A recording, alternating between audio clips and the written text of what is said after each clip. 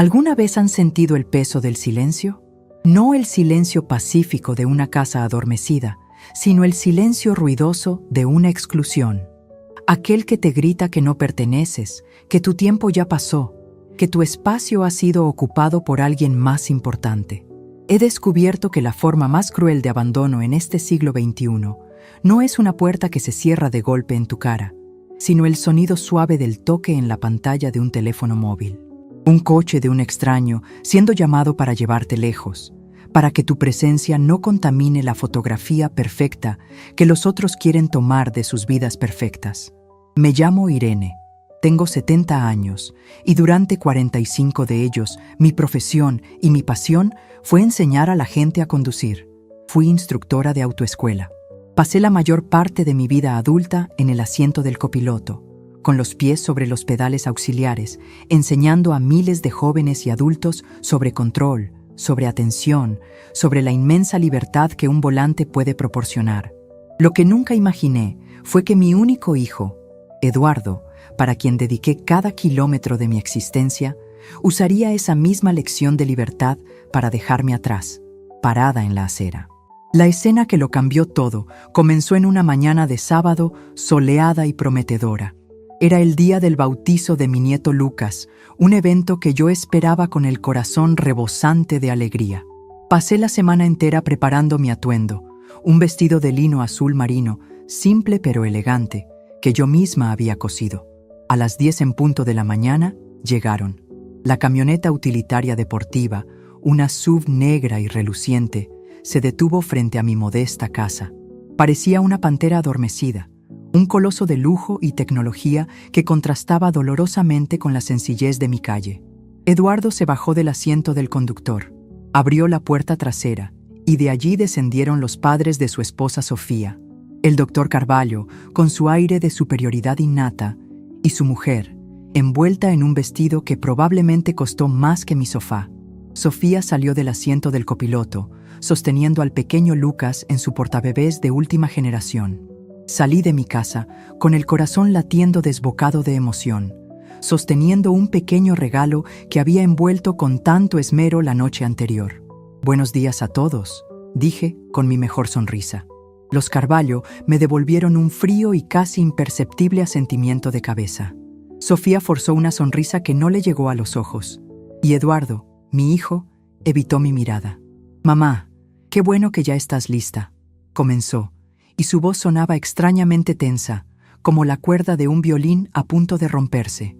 «Es que, bueno, necesitamos irnos ya, y no va a ser posible que vengas con nosotros en el coche». Las palabras quedaron suspendidas en el aire, carentes de sentido. «¿Cómo dices, hijo? Pero si estoy lista, es solo subir». Él se rascó la nuca, un gesto que hacía desde niño justo cuando estaba a punto de mentir o de decir algo que sabía que me lastimaría. «Es que el coche nuevo, ya sabes, el espacio». Los padres de Sofía vinieron con nosotros, y el portabebés de Lucas ocupa un asiento entero, y además están los bolsos con sus cosas. «No hay espacio, mamá». «¿No hay espacio?», repetí, casi en un susurro, mientras mi mirada se perdía en el interior cavernoso de la camioneta, un vehículo que podría acomodar fácilmente a un equipo de fútbol con todo y sus reservas. Fue la señora Carvalho quien asestó el golpe de gracia con una voz tan dulce como el veneno. «Irene, querida, no lo tomes a mal. Es que el viaje hasta la finca es un poco largo y a nosotros nos gusta ir con comodidad. Tú lo entiendes, ¿verdad?».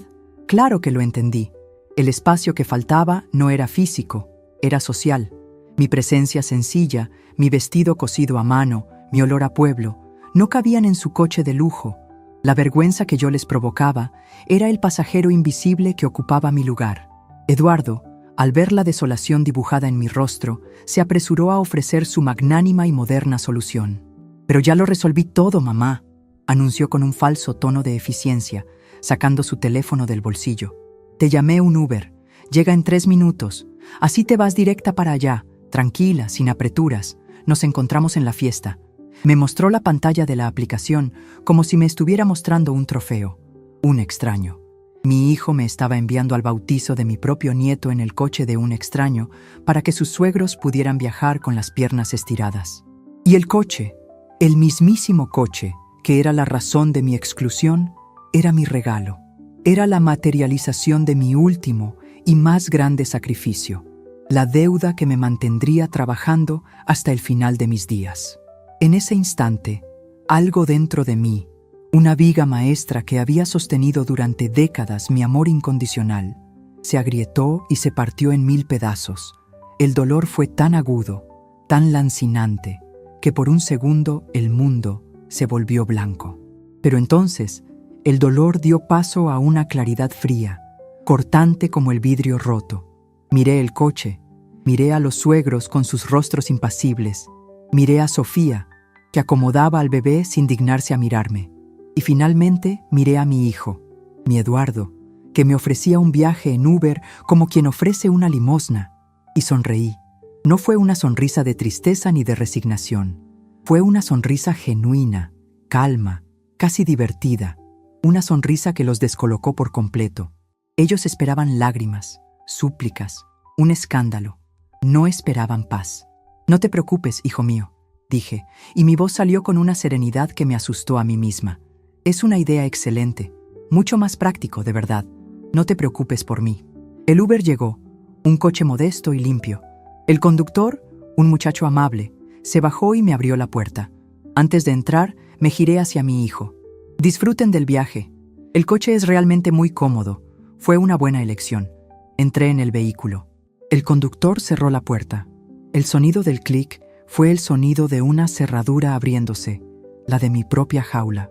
Mientras el Uber se alejaba, miré por el espejo retrovisor. Vi a mi hijo y a su nueva familia, de pie junto a la imponente camioneta negra. La imagen del éxito, la fotografía perfecta que ellos querían. Mi sonrisa se desvaneció, reemplazada por una máscara de pura y gélida resolución. Tomé mi bolso, saqué mi teléfono y mi pequeña agenda de contactos, donde guardaba los números importantes. El conductor me miró por el espejo. «¿Todo bien, señora?» «Todo perfecto, mi muchacho», respondí. «Mejor, imposible». Busqué el número en mi agenda. Banco Central de Financiamiento. Atención al cliente. Marqué. Una voz electrónica me atendió. Esperé pacientemente a que recitara las opciones. Para hablar sobre su contrato de financiamiento, marqué 3. Marqué el 3. La batalla por mi dignidad no se libraría con gritos ni con lágrimas. Se libraría con una llamada telefónica.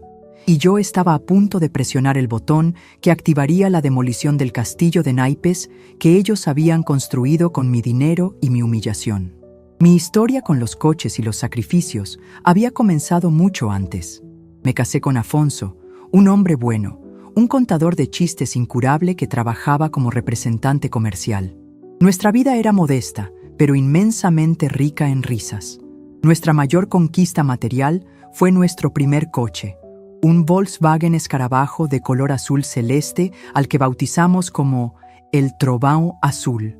Fue en él que trajimos a Eduardo a casa desde la maternidad, envuelto en una manta amarilla.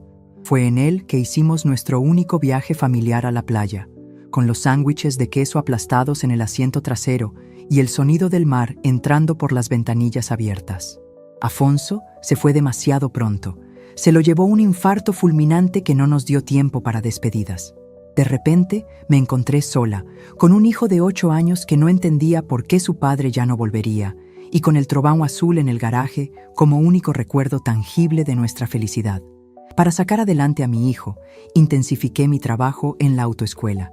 Me hice famosa en la ciudad como la mejor instructora, la Doña Irene de la baliza perfecta. Mi paciencia con los alumnos nerviosos era infinita. Yo entendía que para muchos de ellos, aprender a conducir no era solo adquirir una habilidad, era conquistar una forma de dignidad, la prueba de que podían ir a donde quisieran. Cada céntimo que ganaba era para Eduardo. Cuando llegó el momento de que se preparara para la universidad, tomé la primera de muchas decisiones difíciles.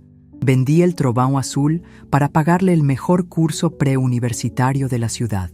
Vendí mi libertad sobre ruedas para que él pudiera pavimentar su futuro. Empecé a moverme en autobús y no me arrepentí ni un solo día. El orgullo que sentí cuando vi su nombre en la lista de aprobados en la carrera de arquitectura en la mejor universidad del estado pagó el precio de 1000 coches. Recuerdo una noche, cuando él estaba en mitad de la carrera, agotado por un proyecto que parecía no tener fin. Le llevé un plato de sopa a su cuarto. Él, con los ojos rojos de cansancio, tomó mi mano, una mano áspera por el contacto constante con el volante de los coches de la autoescuela. «Mamá», dijo, con una sinceridad en la voz que hoy me atormenta, «un día voy a graduarme, voy a ganar mucho dinero y te voy a regalar el coche más bonito y cómodo del mundo. Nunca más en tu vida vas a tener que subirte a un autobús». Le creí.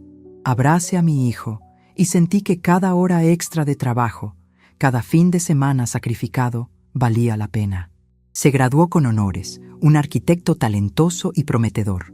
Consiguió un buen empleo y poco después conoció a Sofía. Ella provenía de una familia adinerada, los Carvalho. Su padre era un cirujano plástico de renombre, su madre una socialité profesional. Eran personas que vivían en un universo de apariencias, donde el valor de una persona se medía por la marca de su reloj o la dirección en su tarjeta de visita. Sofía era hermosa, educada, pero había en ella una frialdad calculadora que siempre me inquietó. Me trataba con una cordialidad que parecía ensayada, llena de «Doña Irene por aquí, Doña Irene por allá», pero sus ojos me evaluaban constantemente y yo siempre salía reprobada en su inspección silenciosa. Poco a poco, mi hijo comenzó a cambiar.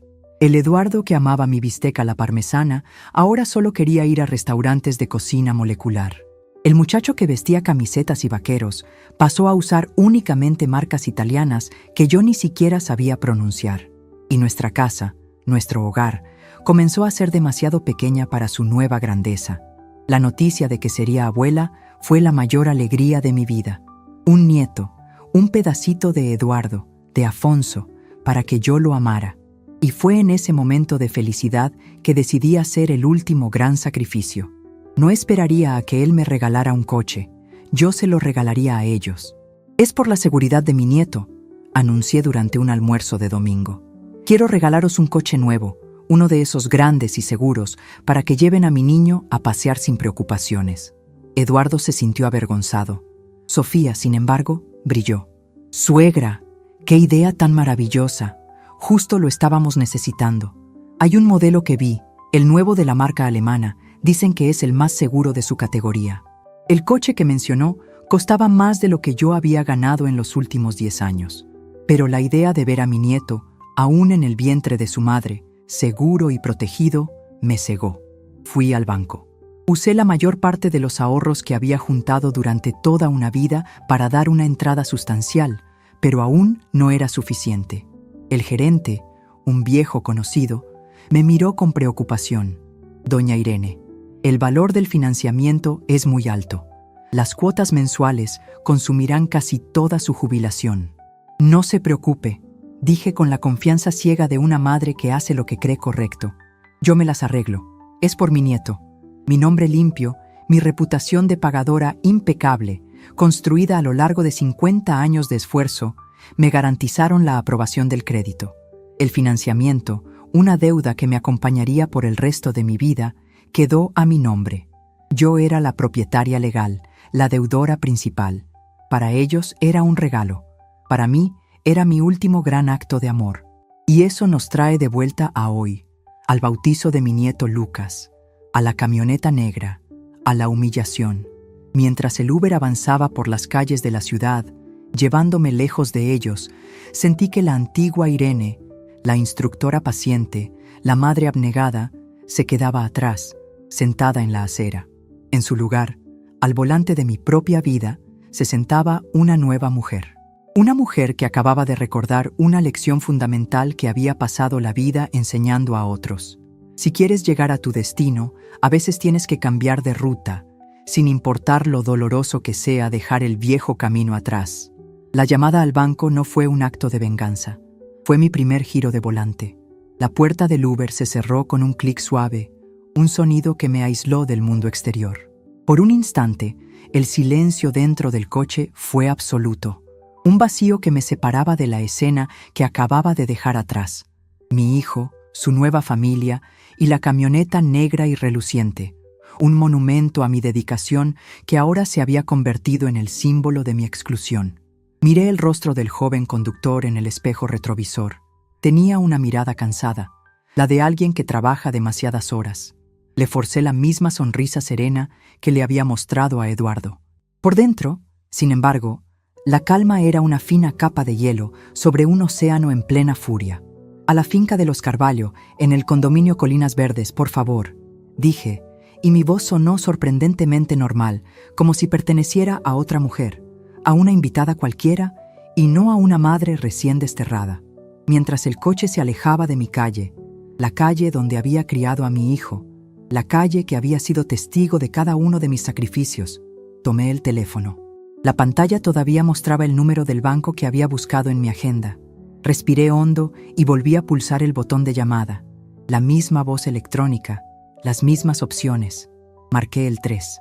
La espera, amenizada por una insípida música instrumental, me pareció una eternidad. Central de Financiamiento. Buenos días. Mi nombre es Patricia. ¿En qué puedo ayudarle? Buenos días, Patricia. Mi nombre es Irene Guzmão. Me gustaría solicitar información sobre la cancelación de un contrato de financiamiento de un vehículo. Mi voz era la de la Irene instructora de autoescuela, calmada, clara, en perfecto control de la situación. Por supuesto, señora Irene. ¿Puede confirmarme su número de identificación fiscal, por favor? Recité los números de memoria. Cada dígito era una piedra en los cimientos de mi vida de responsabilidad fiscal. La misma responsabilidad que me había permitido cavar el agujero financiero en el que ahora me encontraba. Muchas gracias. He localizado su contrato. Se refiere a una camioneta de la marca alemana, modelo X5, financiado en 48 cuotas. El contrato fue firmado hace 3 semanas. ¿Es correcto? Es correcto, Patricia. ¿Y desea cancelarlo? Había una nota de sorpresa en su voz. Señora, como el vehículo ya fue retirado del concesionario, la cancelación implica multas contractuales significativas, además de la devolución inmediata del bien. Conozco los términos, Patricia. Leí cada línea del contrato antes de firmar, respondí, y sentí cómo las palabras se cargaban de un peso gélido. El vehículo fue un regalo, pero la persona a la que se lo regalé, mi hijo, ha demostrado ser incapaz de honrar el espíritu del presente. Legalmente, el coche sigue a mi nombre y bajo la alienación fiduciaria del banco. No soy solo la avalista, soy la deudora principal y la propietaria legal hasta su liquidación. Quiero iniciar el proceso de devolución amistosa del vehículo y asumir las multas de rescisión correspondientes. Hubo un silencio al otro lado de la línea. Seguramente no estaba acostumbrada a una clienta así. No era una persona en pánico por no poder pagar. Era una mujer ejecutando una decisión de negocios. Entiendo, señora. ¿Es una decisión irrevocable? Tan irrevocable como el amanecer de mañana, dije, mirando por la ventanilla el paisaje urbano que empezaba a quedar atrás. De acuerdo. Voy a abrir el protocolo de solicitud de cancelación y devolución. Un analista de nuestro departamento de retención se pondrá en contacto con el beneficiario del vehículo, el señor Eduardo Guzmão, en las próximas horas para programar la inspección y la retirada.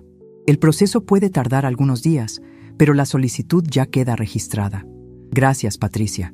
Ha sido usted muy eficiente. Colgué el teléfono y lo guardé en el bolso. Una oleada de terror y euforia me recorrió el cuerpo. Estaba hecho. El regalo había sido cancelado. La bomba de relojería había sido activada y el cronómetro había comenzado a correr. El conductor del Uber, que probablemente había escuchado toda la conversación, me miró por el retrovisor con los ojos desorbitados de curiosidad, pero sabiamente no dijo nada. El viaje hasta el condominio de lujo duraría casi 1 hora. 1 hora que utilicé para sumergirme en las aguas turbias de mi memoria, intentando comprender cómo habíamos llegado a este punto. La imagen de un Eduardo de 16 años me vino a la mente con una nitidez dolorosa. Le estaba enseñando a conducir en nuestro viejo Trovão azul, que para entonces ya era una reliquia ruidosa y entrañable. Él estaba tenso, con las manos sudorosas, aferradas al volante. «Tranquilo, hijo mío», le dije con mi voz de instructora. «Siente el coche, no luches contra él. El embrague tiene un punto secreto, un punto dulce. Solo tienes que escucharlo con el pie». Él sonrió, aquella sonrisa abierta y llena de dientes que iluminaba el mundo. «Es difícil, mamá. Todo lo que vale la pena en la vida es un poco difícil al principio, le respondí. Pero la sensación de libertad cuando dominas la máquina, cuando te das cuenta de que puedes ir a donde quieras, esa sensación no tiene precio. Ese día lo consiguió. Dio su primera vuelta a la manzana solo, con el rostro brillante de orgullo. Cuando estacionó frente a casa, se inclinó sobre la palanca de cambios y me abrazó con una fuerza que casi me deja sin aire. Gracias, mamá. Eres la mejor profesora del mundo. ¿Dónde estaba aquel muchacho? ¿Dónde estaba el joven que veía en mí la llave de su libertad y no un obstáculo para su comodidad? La respuesta, yo lo sabía, residía en la influencia sutil y constante de una nueva familia, de un nuevo mundo que le había enseñado a ver mis sacrificios no como regalos, sino como pasivos vergonzosos. Recordé una conversación con Afonso, meses antes de que se fuera. Eduardo era un adolescente y estaba desesperado por ser aceptado por un grupo de amigos más ricos del colegio. «Tiene un buen corazón, Irene», me dijo Afonso mientras me observaba coser un remiendo en los vaqueros de nuestro hijo. «Pero quiere agradar demasiado. Tiene miedo de ser diferente. Ten cuidado, no vaya a ser que un día, en su afán de agradar a los de afuera, acabe por desagradar a quien está dentro de casa». Las palabras de mi marido, pronunciadas hacía más de 20 años, resonaban ahora como una profecía cumplida. Eduardo, en su afán por agradar a los Carvalho, por encajar en el mundo sofisticado de Sofía, no solo me había desagradado, me había descartado. El coche entró por los imponentes portones del condominio Colinas Verdes. Era un universo aparte. Casas que parecían más palacios que hogares, céspedes que parecían alfombras de terciopelo, un silencio aséptico que contrastaba con la vida vibrante y ruidosa de mi barrio. El conductor siguió las señales hacia la sede social del club. ¿Es allí, señora?, preguntó, señalando una construcción suntuosa con enormes ventanales de cristal, de donde ya se escapaba el sonido de una música suave y risas contenidas. Miré aquel lugar. Imaginé la escena. Yo, llegando sola en un Uber, mientras mi hijo y su nueva familia llegaban en el coche de lujo que yo pagaba. Imaginé las miradas de lástima de los Carvalho, la sonrisa condescendiente de Sofía, la forma en que Eduardo me presentaría a sus amigos importantes, quizás con una broma sobre la aventura de su madre en el transporte por aplicación. Me imaginé sentada en una mesa, forzando una sonrisa, tragándome la humillación junto con los canapés, solo para mantener la paz, solo para no arruinar el día. Y una náusea profunda me subió por la garganta. La antigua Irene habría hecho eso. La antigua Irene se habría tragado el llanto, se habría puesto la máscara de madre comprensiva y habría cumplido su papel de figurante en la obra de teatro de su hijo. Pero la antigua Irene se había quedado atrás, en la acera de mi calle. «No, mi muchacho», dije, y mi voz sonó firme, decidida. Hubo un cambio de planes. «¿Puede por favor dar la vuelta y llevarme a casa?» El conductor me miró por el espejo, la confusión dibujada en su rostro. «Pero, señora, ¿no se va a quedar para la fiesta?» «La fiesta, mi estimado, se acabó para mí», respondí. «Vamos a casa». El camino de vuelta fue diferente. Ya no había flashbacks dolorosos. Había un silencio productivo, un vacío que yo comenzaba a llenar con mis propias voluntades. A cada kilómetro que nos alejaba de aquel mundo de apariencias, me sentía más cerca de mí misma. Al llegar a mi calle, le pagué al conductor con una propina generosa. Él me miró con una simpatía genuina. «Que tenga un buen día, señora. Y sea cual sea el problema, espero que se resuelva». «Ya se ha resuelto, hijo. Ya se ha resuelto», dije. Y por primera vez en muchas horas, sonreí con sinceridad. Entré en casa y lo primero que hice fue quitarme aquel vestido azul marino. Era bonito, sí, pero era el uniforme de un personaje que ya no pensaba interpretar. Me puse unos pantalones de chándal cómodos y una camiseta vieja. Fui a la cocina y en un acto de puro y delicioso desafío, comencé a preparar un virado a Paulista, con su puré de frijoles, su bistec de cerdo y su huevo frito. Era el plato favorito de Eduardo en su infancia, el mismo que Sofía una vez describió con una sonrisita como una bomba de grasa un tanto rústica. El aroma que llenó la casa era el aroma de mi identidad recuperada. Mientras cocinaba, puse un viejo vinilo de Clara Núñez, una cantante que los Carvalho probablemente considerarían demasiado folclórica. La voz poderosa de Clara, cantando sobre guerreras y sobre la fuerza del pueblo, llenó mi casa y mi alma. Me senté en mi pequeña mesa de la cocina, comí mi virado a Paulista y, por primera vez en años, saboreé no solo la comida, sino mi propia compañía. Después del almuerzo, el teléfono fijo sonó. Mi corazón dio un vuelco. Miré el identificador de llamadas. Era Eduardo. Debía de estar en plena fiesta, rodeado de gente, y el banco ya lo había contactado. Dejé que sonara. 1, 2, 10 veces. El sonido estridente era la banda sonora de su pánico. Finalmente, paró. Minutos después, mi teléfono móvil, que había vuelto a encender, comenzó a vibrar sin parar. Mensajes, uno detrás de otro. Mamá, ¿qué broma es esta? El banco me ha llamado. Están hablando de recoger el coche. ¿Qué está pasando? Mamá, contéstame. Esto es un absurdo. Sofía está teniendo una crisis de nervios. Estás arruinando el bautizo de tu nieto. Exijo que resuelvas esto ahora.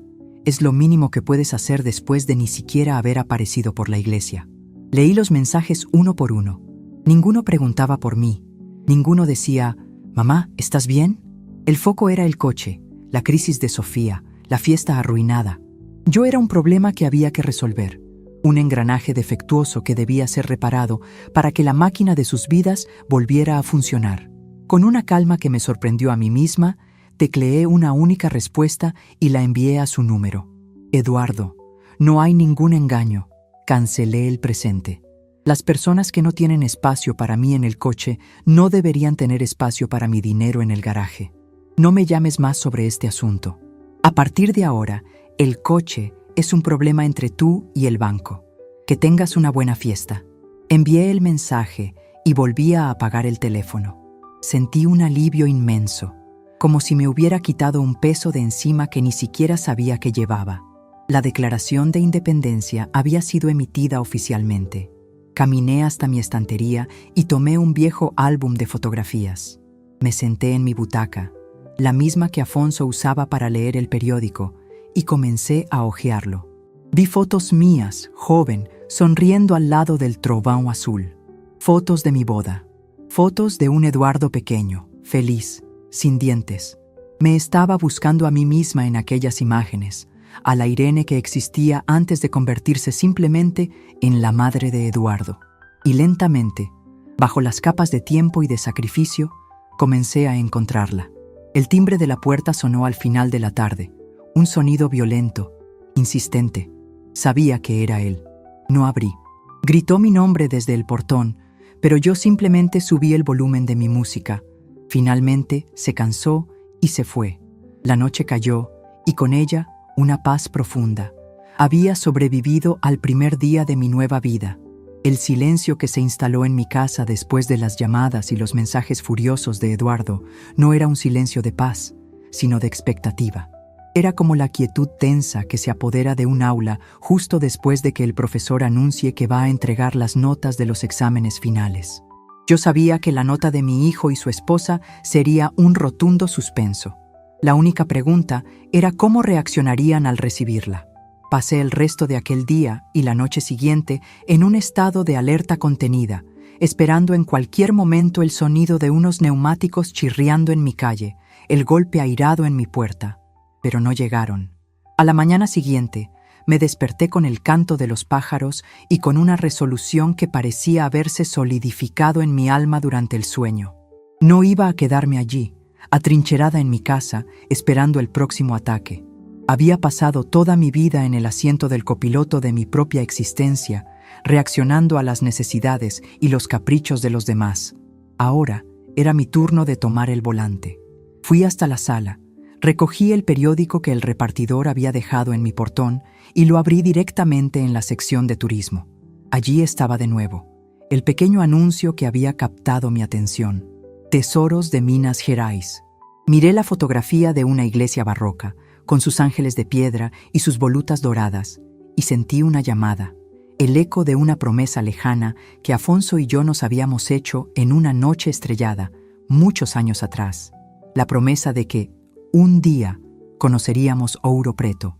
Me di cuenta, con una certeza que me estremeció de que aquel un día finalmente había llegado. Con una determinación que me habría parecido impensable una semana atrás, marqué el número de la agencia de viajes.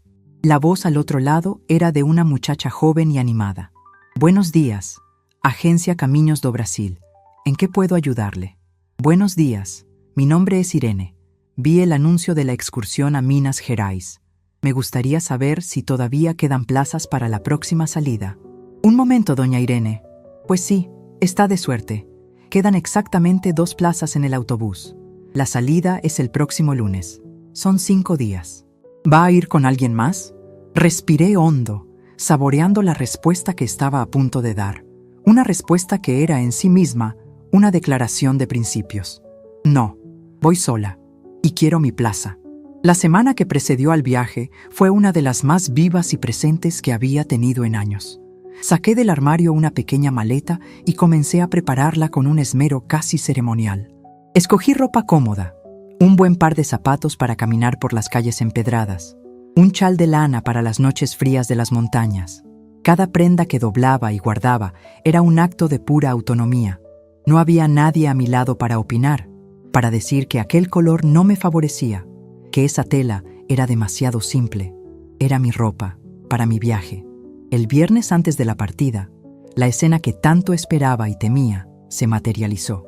Mi vecino, el señor Cloves, un hombre jubilado, chismoso pero de buen corazón, tocó el timbre de mi casa. Su rostro era una máscara de asombro y deleite mal disimulado. «Doña Irene, no se va a creer lo que acaba de pasar», dijo, casi sin aliento. Una grúa se acaba de llevar esa camioneta negra tan grande de su hijo. Estaba aparcada en la calle de su condominio, y la esposa, la tal Sofía, montó un escándalo en plena calle. Les gritaba a los hombres de la grúa, hablaba por el móvil. Parecía una loca. Fue una escena, doña Irene, una verdadera escena. Yo simplemente sonreí, una sonrisa enigmática que lo dejó aún más confundido. ¿De verdad, señor Cloves? ¿Qué cosa, no? Estos financiamientos de hoy en día son tan complicados.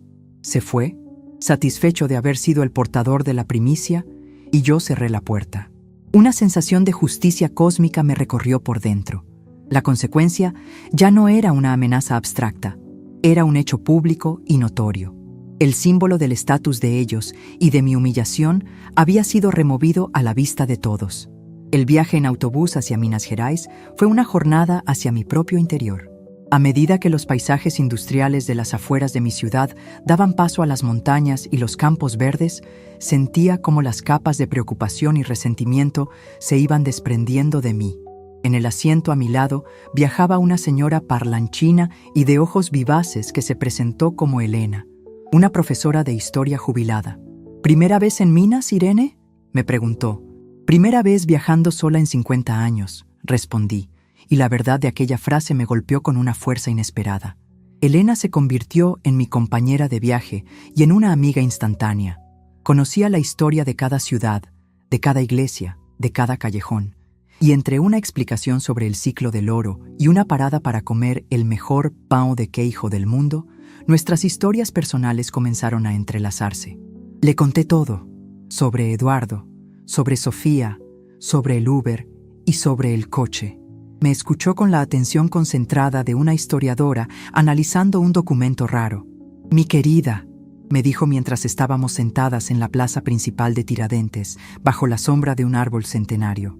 Las mujeres de nuestra generación fuimos educadas para ser el cimiento, la base invisible sobre la cual los otros construyen sus palacios. Pero ellos se olvidan de que, sin el cimiento, el palacio se desmorona. Lo que usted hizo no fue un acto de venganza, fue un acto de ingeniería. Usted simplemente probó la estructura del amor de su hijo y descubrió que estaba hecha de cartón piedra. Sus palabras me dieron una perspectiva completamente nueva. Yo no era una madre cruel y vengativa, era una ingeniera de mi propia vida, condenando una estructura que amenazaba con derrumbarse sobre mí. El punto culminante de mi viaje, el momento de la epifanía, ocurrió en Congonhas, frente a los 12 profetas de Aleijadinho. Me quedé allí, de pie, durante casi una hora, contemplando aquellas estatuas de esteatita. Eran figuras imperfectas, algunas torturadas, esculpidas por un artista que sufría los estragos de la enfermedad, pero se erguían hacia el cielo con una dignidad y una fuerza que me dejaron sin aliento. No eran hermosas a pesar de sus deformidades. Eran hermosas precisamente por ellas. En aquel momento, frente a aquellos gigantes de piedra, lo entendí todo. Había pasado mi vida entera intentando ser perfecta para mi hijo, la madre que no fallaba, la proveedora que no se cansaba, la mujer que ocultaba sus propias grietas para que la fachada de él permaneciera impecable. Y al hacerlo, me había vuelto pequeña, pulida, sin aristas, sin carácter. Mi fuerza, como la de los profetas de Aleijadinho, no residía en la perfección, sino en mis cicatrices, en mi resiliencia, en mi capacidad de permanecer de pie incluso cuando todo por dentro parecía roto. Regresé a casa 5 días después, siendo una mujer diferente. En la maleta no solo traía recuerdos de Minas, sino un nuevo equipaje de autoestima y claridad. Mi casa, que antes era un lugar de espera y servicio, me pareció ahora un puerto, mi puerto seguro, desde donde podía zarpar hacia nuevas aventuras y a donde siempre podría volver. La calma, sin embargo, duró poco. Una semana después de mi regreso, recibí una visita inesperada. Era Sofía. Tocó el timbre, y cuando abrí la puerta, casi no la reconocí. La mujer impecable, de cabellos perfectamente peinados y maquillaje de marca, había dado paso a una figura abatida, con profundas ojeras y los ojos enrojecidos de tanto llorar. «Doña Irene», comenzó, su voz temblorosa. «¿Podemos hablar?» Le di paso para que entrara, pero no la invité a sentarse. Nos quedamos de pie en medio de mi sala. Ella miró a su alrededor, notando con una mirada rápida la ausencia de la camioneta negra a través de la ventana. «He venido a pedirle disculpas», dijo, y las palabras parecieron costarle un esfuerzo inmenso. «Sé que lo que hicimos fue horrible. Mis padres, ellos pueden ser muy snobs, y yo dejé que la presión de ellos y mi propia inseguridad nos llevaran a hacerle esa cosa tan terrible. Yo nunca quise hacerle daño». La escuchaba en silencio, analizando cada palabra, cada inflexión de su voz. Era un discurso bien ensayado, la actuación de la nuera arrepentida. Pero no había verdad en sus ojos, solo estrategia.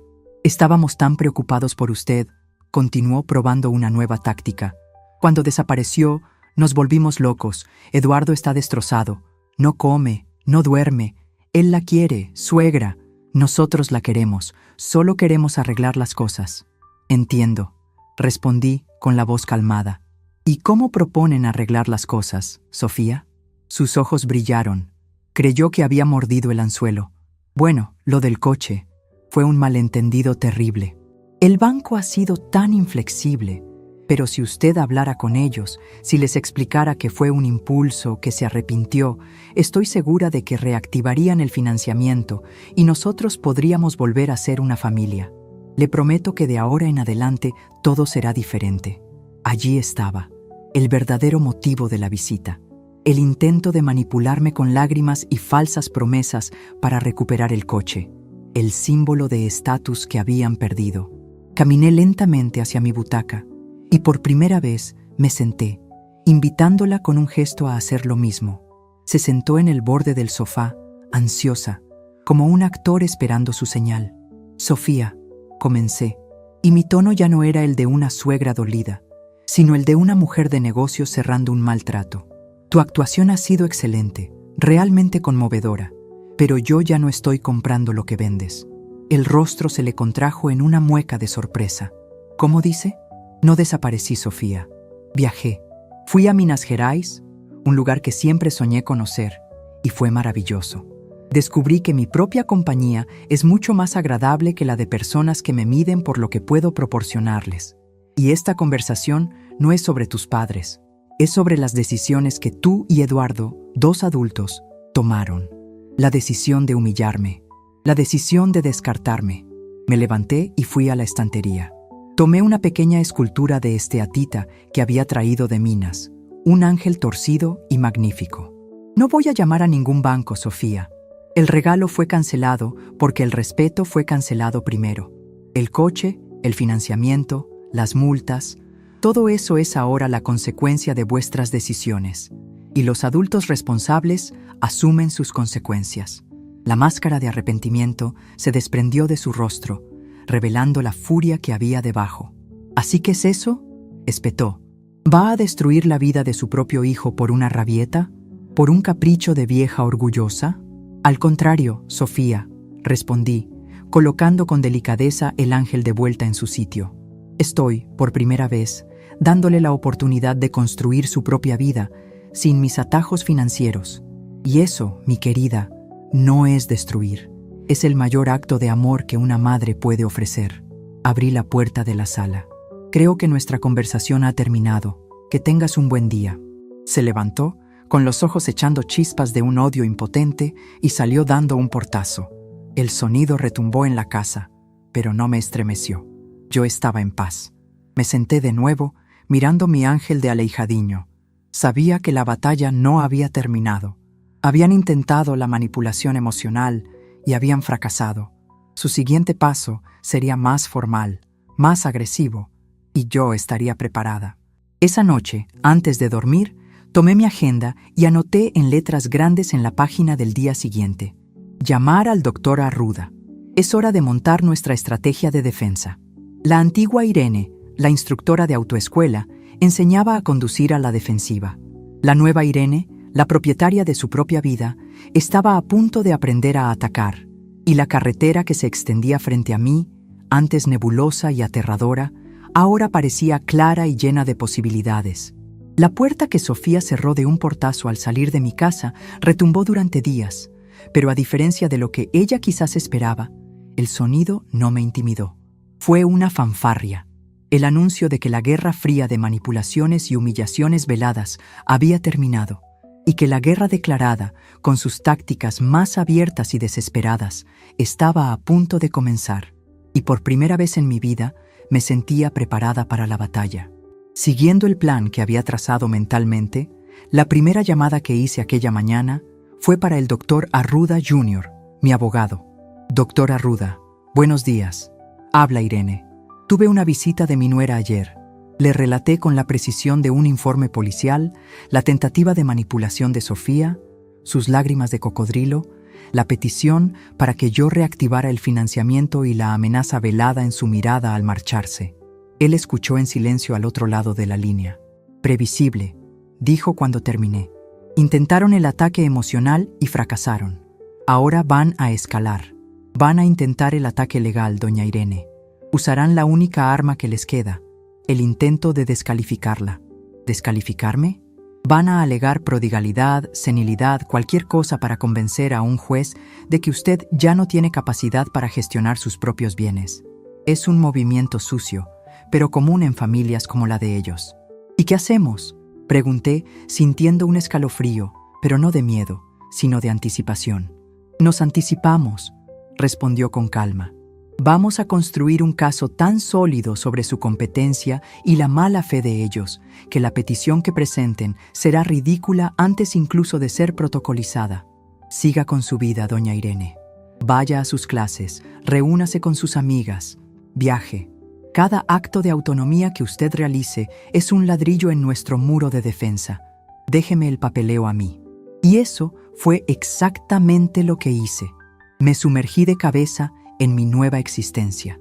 El viaje a Minas Gerais había abierto una ventana en mi alma, y ahora yo quería abrir de par en par todas las puertas. Me inscribí en una clase de hidrogimnasia en un club del barrio, donde el sonido de señoras riendo y chapoteando agua era la más pura melodía de la libertad. Hice amistad con un grupo de viudas animadas que se autodenominaban las Desimpedidas y que cada viernes elegían un nuevo restaurante en la ciudad para almorzar. Yo, que durante décadas solo comí lo que sobraba para no desperdiciar, ahora probaba sabores que ni siquiera sabía que existían. Mientras tanto, la guerra silenciosa de los abogados se desarrollaba en un plano paralelo. El doctor Arruda me mantenía informada. La primera notificación formal llegó tal y como él había previsto. Era del bufete de abogados de los Carvalho, uno de los más caros y temidos de la ciudad. El texto era una obra maestra de la agresividad pasiva. Solicitaban una reunión amigable y conciliatoria para discutir el bienestar y la seguridad financiera de Irene Guzmão, expresando su profunda preocupación por sus recientes e impulsivas decisiones que ponen en riesgo un patrimonio construido durante toda una vida. La respuesta del doctor Arruda fue igualmente elegante y letal. Agradeció la preocupación, informó que la salud financiera y mental de su cliente era excelente, atestiguada por informes médicos y psicológicos que serían presentados en el momento oportuno, y que cualquier intento de coaccionarla o de cuestionar su capacidad sería recibido con las medidas judiciales pertinentes, incluyendo un proceso por daños morales y la presentación de un dossier detallado sobre los préstamos que la joven pareja venía retirando de las cuentas de la madre en los últimos años. Después de ese intercambio de gentilezas, el otro lado guardó silencio. La amenaza de la interdicción, por ahora, había sido neutralizada. Sabían que yo estaba armada hasta los dientes. La implosión de la vida de Eduardo y Sofía, sin embargo, no necesitó de mi ayuda. Siguió su curso natural. La pérdida del coche fue solo el comienzo. Sin el flujo constante de mi dinero, el castillo de naipes de su estilo de vida se derrumbó con una rapidez asombrosa. El alquiler del apartamento de lujo se atrasó. Las facturas de las tarjetas de crédito, que ahora tenían que pagar ellos, se convirtieron en una bola de nieve. La tensión, antes disfrazada con cenas caras y regalos de marca, se desbordó en peleas constantes y amargas. La noticia de la separación me llegó a través de Elena, mi amiga historiadora del viaje a Minas. La sobrina de ella era vecina de los Carvalho. Parece que la niña Sofía ha vuelto a casa de sus padres, me contó con la naturalidad de quien narra un hecho histórico. Dicen que la culpa de todo, según su madre, es del mal matrimonio que hizo la hija con un muchacho que no tenía dónde caerse muerto y que solo se mantenía a costa de su madre simple. La ironía era tan amarga que me hizo sonreír. Yo, que nunca fui lo suficientemente buena para ellos, ahora era la culpable del fracaso de su propia estirpe. Pasaron los meses. El otoño dio paso a un invierno suave. Mi nieto Lucas cumplió su primer año. Recibí una invitación protocolaria enviada por correo para una pequeña fiesta en casa de los Carvalho. Una foto de mi nieto sonriendo estaba estampada en la invitación. Mi corazón dolió. Una punzada sorda y profunda por el niño inocente en medio de todo aquel desastre. Envié un regalo caro, entregado por una tienda, pero no fui. No volvería a pisar territorio enemigo, no para ser tratada como una pieza decorativa en la fiesta de sus vidas. Fue al principio de la primavera cuando ocurrió la rendición, y no vino con una visita o una llamada, sino de la forma más antigua y, quizás, más sincera de todas, una carta. El sobre, dejado en mi buzón, era de un papel simple. Mi nombre estaba escrito con la caligrafía de Eduardo, pero parecía la letra de un hombre cansado, derrotado. Me senté en mi butaca, la misma desde donde había visto tantos capítulos de mi vida desarrollarse, y leí las palabras que lo cambiarían todo una vez más. «Mamá», comenzaba la carta, «sé que no tengo el derecho de llamarte así. Una madre es un puerto seguro, y yo fui la tormenta que intentó hundir tu barco. Te escribo esta carta no para pedir que me dejes atracar de nuevo, sino para, tal vez, pedir perdón por haberme convertido en esa tormenta. Sofía me dejó. En realidad, nunca estuvo conmigo. Estaba con el estatus, con el coche, con el apartamento que íbamos a comprar con tu dinero. Cuando la fuente se secó, su amor se secó con ella. Ella y sus padres me culpan de todo. Dicen que soy un fracasado. Y la verdad, mamá, es que tienen razón, pero no por los motivos que ellos piensan. Mi fracaso no fue perder el dinero, fue no haber entendido nunca su verdadero valor. Mi fracaso fue haber tenido vergüenza de ti, no de tu ropa ni de tu casa. Tenía vergüenza de tu fuerza, porque me recordaba todos los días mi propia debilidad.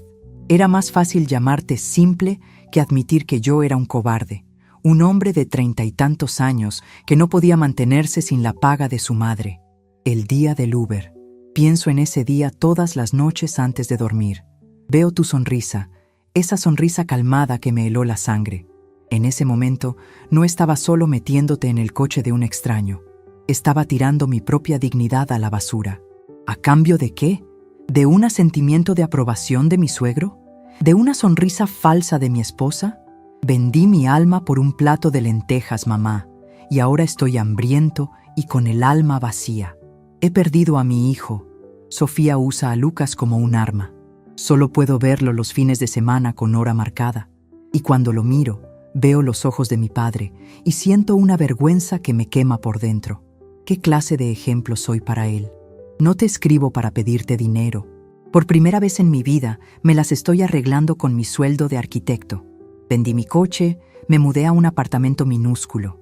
Es duro, es humillante, pero cada cuenta que pago, cada comida que compro con mi propio sudor, se siente como una pequeña victoria.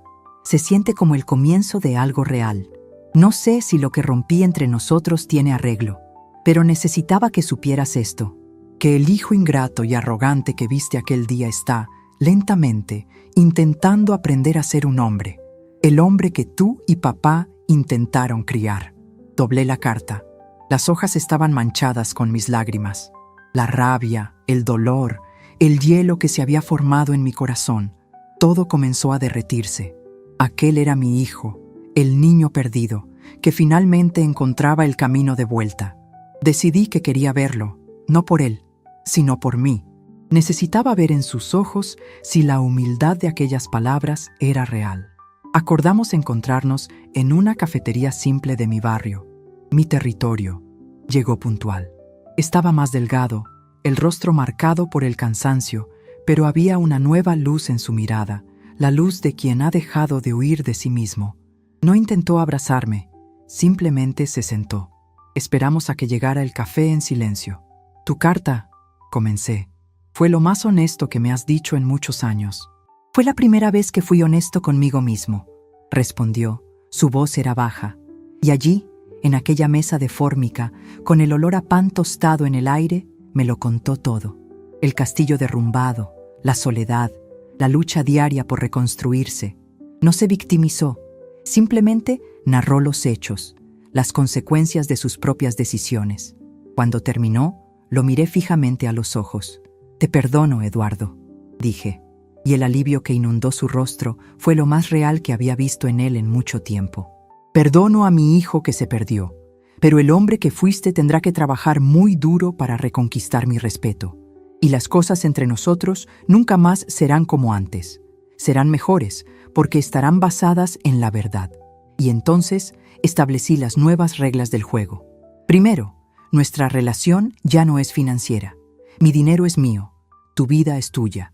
Te levantarás con tu propio trabajo, y yo seré la primera en aplaudir cada uno de tus pasos. Pero no voy a construir más el camino para ti. Segundo, yo tengo mi vida, mis amigos, mis viajes, mis intereses. Eres bienvenido en ella, como mi hijo, para tomar un café, para una conversación sincera, pero ya no soy tu centro de emergencias. Soy tu madre, no tu red de seguridad. Y tercero, tu hijo. Lucas es mi nieto, y lo amo incondicionalmente, pero no seré un arma en tu guerra con Sofía. Mi relación con él será en mis términos. Si ustedes no pueden resolver eso como adultos, lo resolverán los abogados. Escuchó cada palabra, asintiendo en silencio. Cuando terminé, solo dijo, entiendo, mamá, y lo acepto. Es más de lo que merezco. Salimos de aquella cafetería, y por primera vez en años, caminamos lado a lado por la acera, no como una obligación y su financiadora, sino como dos adultos, madre e hijo, supervivientes de una tormenta, mirando con cautela hacia un horizonte que comenzaba a despejarse. La cuenta de la dignidad había sido pagada por ambos, y ahora, la cosecha de la paz podía, finalmente, comenzar. Los años que siguieron a aquella dolorosa, pero liberadora, conversación en la cafetería, fueron la verdadera primavera de mi vida.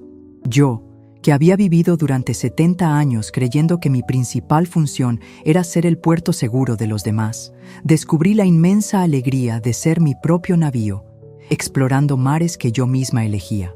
La paz que se instaló en mi alma no era la calma del aburrimiento, sino la serenidad vibrante de quien por fin tiene el control del timón. Mi vida adquirió un ritmo delicioso y propio. Las mañanas de hidrogimnasia, con las desimpedidas, se convirtieron en un ritual sagrado, Una ceremonia de risas, chismes inofensivos y la celebración mutua de nuestra libertad tardía. Con Elena, mi amiga historiadora, me convertí en una exploradora de mi propia ciudad. Visitamos museos que ni siquiera sabía que existían. Asistimos a conciertos de música clásica en el Teatro Municipal y descubrimos pequeñas librerías de segunda mano donde el olor a papel antiguo era el mejor perfume del mundo. El viaje a Minas Gerais había despertado en mí una pasión adormecida. Con la ayuda de un sobrino de Elena que entendía de tecnología, creé un pequeño blog al que llamé Las Rutas de Irene. Allí publicaba fotos y crónicas de mis pequeñas aventuras. La visita a un jardín botánico, el descubrimiento de una nueva cafetería, un viaje de fin de semana a una ciudad costera cercana. Empezó como un diario para mí misma, pero para mi sorpresa, otras mujeres de mi edad comenzaron a leer y a comentar. Irene, tu historia me ha inspirado a hacer mi primer viaje sola a los 68 años, escribió una señora de Sergipe. Gracias por recordarme que todavía queda mucha carretera por delante, comentó otra desde Porto Alegre. Sin quererlo, me había convertido en una instructora de un nuevo tipo de viaje, el viaje de vuelta a una misma. Mientras tanto, observaba desde una distancia saludable la lenta y ardua redención de Eduardo. Cumplió su palabra. Las visitas, que al principio fueron tímidas, se convirtieron en un ritual de domingo. Siempre llamaba antes. Mamá, ¿estás libre para un café mañana? Sin compromiso. Nunca venía con las manos vacías, pero sus regalos eran de una naturaleza completamente diferente. A veces era un bizcocho de la panadería que a mí me gustaba, otras una pequeña planta de lavanda para mi jardín o simplemente el periódico del día. Eran regalos de atención, no de obligación. Me hablaba de su trabajo, de su lucha por reconstruir su carrera desde cero. Había abierto un pequeño estudio de arquitectura en una oficina alquilada en el centro, centrándose en pequeñas reformas para clientes de clase media. No había glamour en su nueva vida, pero había una dignidad en su voz que yo no había escuchado en años. Hablaba de sus proyectos con el mismo brillo en los ojos que tenía cuando me enseñaba sus dibujos en la facultad. Se estaba levantando de nuevo, no con mi dinero, sino con su propio talento. La cuestión de mi nieto Lucas se resolvió como debería haber sido desde el principio, con la ley y el orden. Con la firme asesoría del doctor Arruda, establecimos un acuerdo formal de visitas. Sofía y los Carvalho, al ver que yo no cedería a chantajes emocionales y que tenía el mejor respaldo legal, se vieron obligados a cooperar. Todos los sábados por la tarde pasaba tiempo con mi nieto. Lo llevaba al parque, al zoológico, le leía cuentos en mi butaca. Me convertí para él en lo que había sido para su padre, un puerto de estabilidad y amor incondicional. Pero esta vez, un puerto con reglas claras, cuyas mareas no podían ser manipuladas por terceros. El tiempo pasó. Transcurrieron 2 años desde el infame día del Uber. Mi 72º cumpleaños se acercaba. La semana anterior, Eduardo me llamó. Mamá, sé que no te gustan las grandes fiestas, pero me gustaría darte un regalo este año, un regalo diferente. ¿Puedo pasar por tu casa el sábado, el día de tu cumpleaños, para un almuerzo? Yo llevo todo, y también llevo a Lucas. Acepté, llena de curiosidad. El sábado llegó. No traía paquetes de tiendas caras, sino bolsas de supermercado. Mientras yo jugaba con Lucas en el jardín, él se instaló en mi cocina. El aroma que comenzó a emanar de allí era familiar, un eco de una memoria distante. Cuando me llamó a la mesa, mis ojos se llenaron de lágrimas. Había preparado un virado a Paulista, con su puré de frijoles, su bistec y su huevo frito, exactamente como yo se lo preparaba en su infancia. He tardado 40 años en aprender la receta, dijo con una sonrisa tímida, pero creo que finalmente he acertado con el punto de sal. Después del almuerzo, me entregó un paquete envuelto con sencillez. Dentro había un gran álbum de fotos con tapas de cuero, como los de antes. He pasado meses montando esto, dijo. Abrí el álbum. La primera página tenía una foto del trovão azul, nuestro querido escarabajo. Las páginas siguientes eran una cronología de mi vida, de nuestra vida. Fotos de Afonso y mías, jóvenes y llenos de sueños. Fotos mías en la autoescuela, al lado de alumnos sonrientes. Fotos de él, de niño, en todas las fiestas de cumpleaños que yo le preparé con tanto esfuerzo. Fotos de mi viaje a Minas Gerais que había sacado de mi blog. Fotos mías con Elena y las desimpedidas, que les había pedido a mis amigas sin que yo lo supiera. En la penúltima página había una foto reciente, tomada a hurtadillas. Estaba yo, sentada en mi butaca, leyendo, con una sonrisa serena en el rostro. Y en la última página no había una foto, había un documento. Era una declaración de reconocimiento y voluntad, registrada ante notario.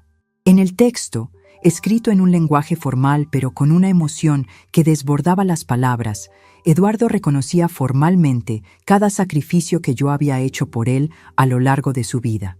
Renunciaba a cualquier expectativa futura sobre mi herencia, afirmando que mi patrimonio era fruto de mi trabajo y debía servir única y exclusivamente a mi paz y seguridad.